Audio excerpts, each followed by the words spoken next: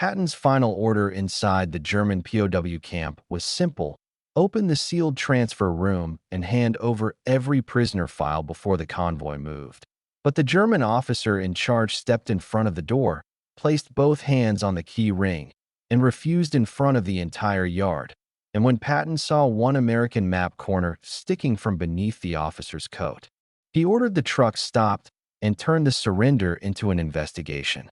Patton arrived at the German POW camp in the late afternoon while a transfer convoy waited outside the gate, and the American provost officer told him the final order was ready because the German staff only needed to surrender the records room before the prisoners could be moved.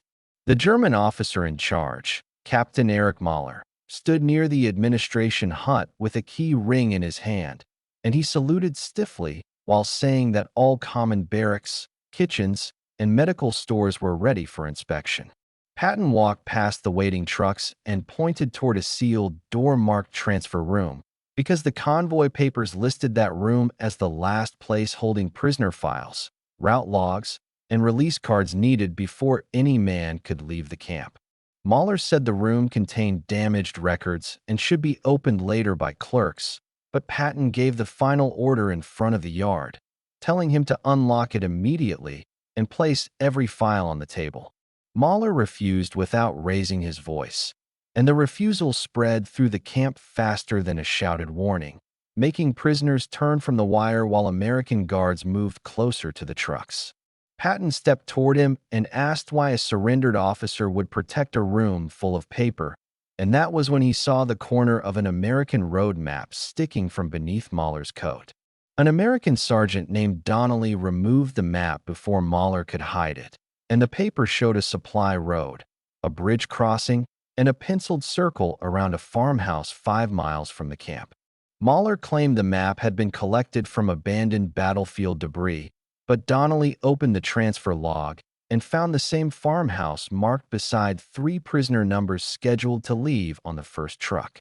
Patton ordered the convoy halted, the gate closed, and every prisoner returned to his barrack line because a German officer had refused a final order while carrying a map connected to men about to disappear from the camp. The transfer room lock was cut with bolt cutters, and inside the Americans found shelves stripped nearly empty, a desk drawer still warm from a hidden lamp, and a wastebasket packed with torn prisoner cards. Donnelly recovered one full card from beneath the desk, and it belonged to a German prisoner named Walter Keim, who was listed as transferred that morning even though a guard had seen him standing in the yard 10 minutes earlier. Patton ordered Mahler held under armed watch, then told Donnelly to find Keim, the 3 numbered prisoners, and anyone who had touched the transfer files, because the final order had exposed a door that somebody needed closed more than they feared Patton. Subscribe for more forgotten German POW stories like this one. The escalation began when Donnelly rebuilt the transfer list from torn cards, ration slips, and truck manifests, and he found that 3 prisoners had been placed on different vehicles under new numbers during the last hour before Patton arrived. Keim was pulled from Barrack 4, but he denied being Keim until Donnelly showed him the recovered card, and then the prisoner admitted that Mahler had ordered him to answer to another name during transfer. Patton moved Keim to a guarded table and demanded the reason, and Keim said 3 men in the convoy were not ordinary POWs because they had been used to copy American road signs for a hidden movement planned after surrender. The vehicle yard was searched next, and under the bench of the first truck, American MPs found folded signboards painted with Allied-style arrows, a stolen stencil kit, and a bundle of blank movement passes. Mahler said he knew nothing about the boards, but a German driver identified him as the officer who had ordered the signs loaded before dawn, claiming they were needed to prevent traffic confusion during the transfer. Donnelly checked the stencil kit against the map, and the road arrows matched the route toward the circled farmhouse, where any convoy following the false signs would be pulled away from the guarded highway. Patton sent a patrol to the farmhouse while ordering every truck canvas removed, and in the third vehicle the MPs found a hidden compartment with food tins, civilian coats, and 3 forged identity papers. The names on the forged papers belonged not to prisoners in the camp, but to missing German officers who had never been processed after surrender, which meant the transfer was being used to create empty seats for men outside the wire. Keim then revealed that Mahler had kept one American prisoner alive to read captured road orders, a young supply clerk who had memorized the correct route to the bridge and could expose the false signs if found. Patton ordered the camp infirmary, laundry, chapel store, and coal shed searched, but no American prisoner was found, while Donnelly discovered a fresh medical entry for number 318, without any matching man in the camp count. The escalation reached the record's tent when the ration book showed food issued to number 318 for 4 nights, always delivered after curfew to the transfer room, the same room Mahler had refused to open. Patton turned to the sealed map, the hidden truck, and the false papers, then ordered Mahler's command stripped from him, because the refusal had grown into a coordinated plan involving stolen routes, false names, hidden seats, and a missing American witness. The major consequence came when the farmhouse patrol returned with a warning flare, reporting that the building had been cleared minutes earlier and that wagon tracks led from the barn toward the old mill road. Patton drove there with Donnelly and 2 jeeps, and inside the barn they found 3 German officer belts, empty soup tins, and a wooden crate marked with the same prisoner numbers from the transfer list. A loose floorboard in the barn revealed a packet of American route orders, each copied by hand, but several lines were crossed out and corrected in a different pencil, proving that someone with Allied knowledge had been forced to repair the plan. Patton ordered all nearby roads blocked and sent a courier to supply command warning that false signs might redirect trucks away from the bridge, because the hidden operation now threatened more than a prisoner transfer. Back at the camp, the sudden halt created unrest among the German POWs, and several prisoners shouted that Keim was betraying them, forcing American guards to separate Barak before the witnesses were attacked. Donnelly questioned the camp medical orderly, who admitted that number 318 had a shoulder injury and spoke English, but he said the prisoner had been moved before dawn in a wagon carrying laundry sacks. The laundry wagon was found behind the mill with its wheels broken, and inside the sacks MPs discovered a torn American sleeve, a field pencil, and a note written on cloth that said, "Wrong bridge." The note changed the consequence immediately because the false signs were not meant to divert traffic from the real bridge, but to draw American guards toward a fake threat while the real danger moved elsewhere.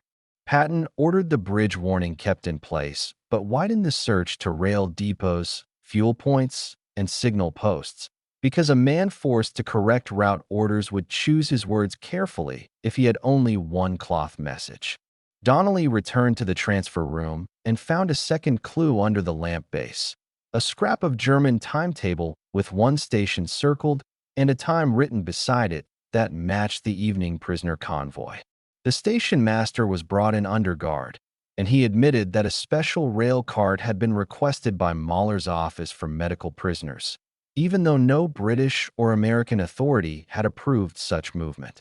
Patton ordered the station sealed, Mahler charged as a suspect, and the hidden transfer documents placed under evidence guard, because the final order had now uncovered a network moving prisoners, officers, and captured knowledge through more than one exit.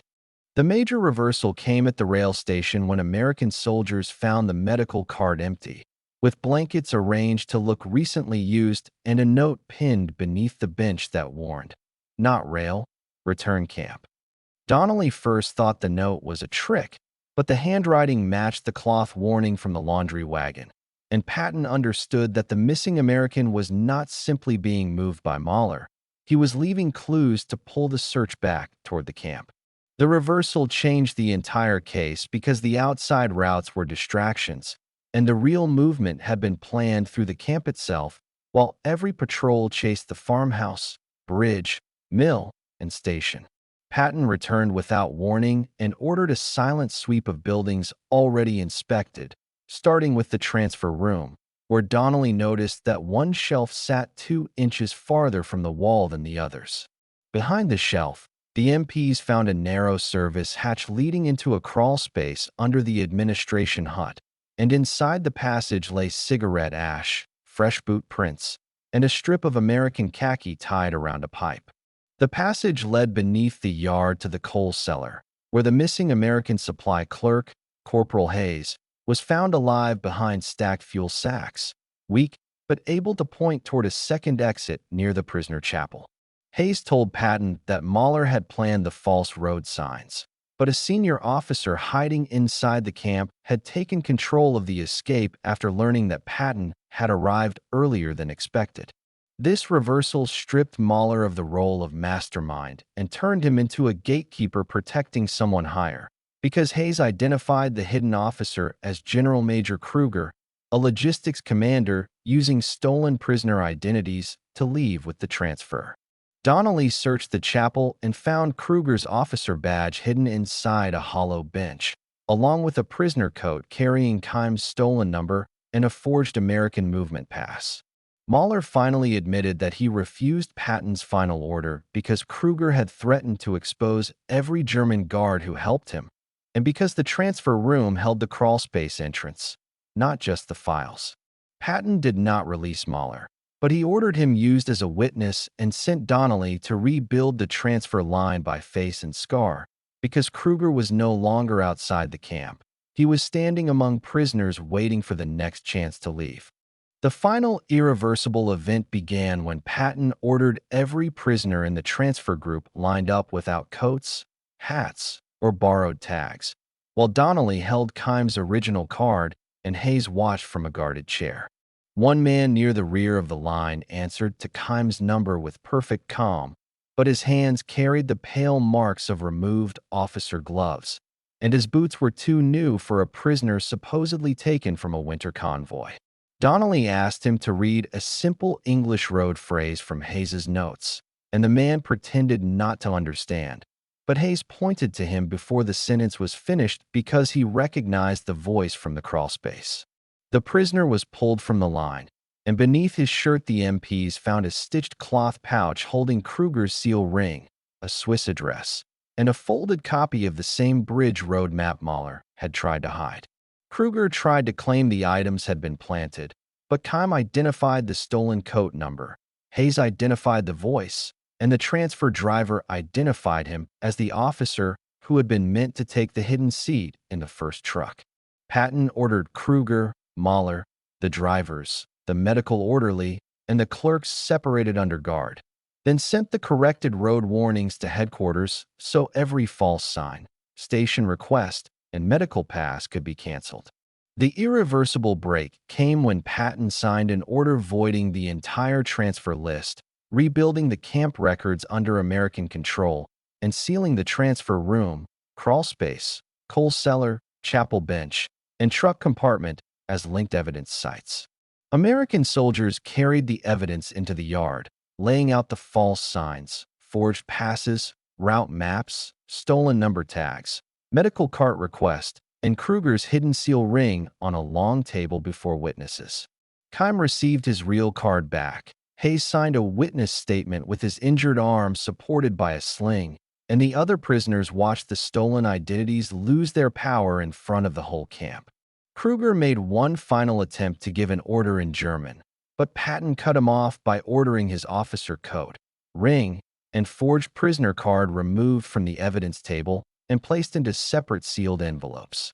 By sunset, the convoy trucks left empty except for American guards carrying documents to headquarters, while no prisoner moved until every number, face, and witness had been verified by the new record team.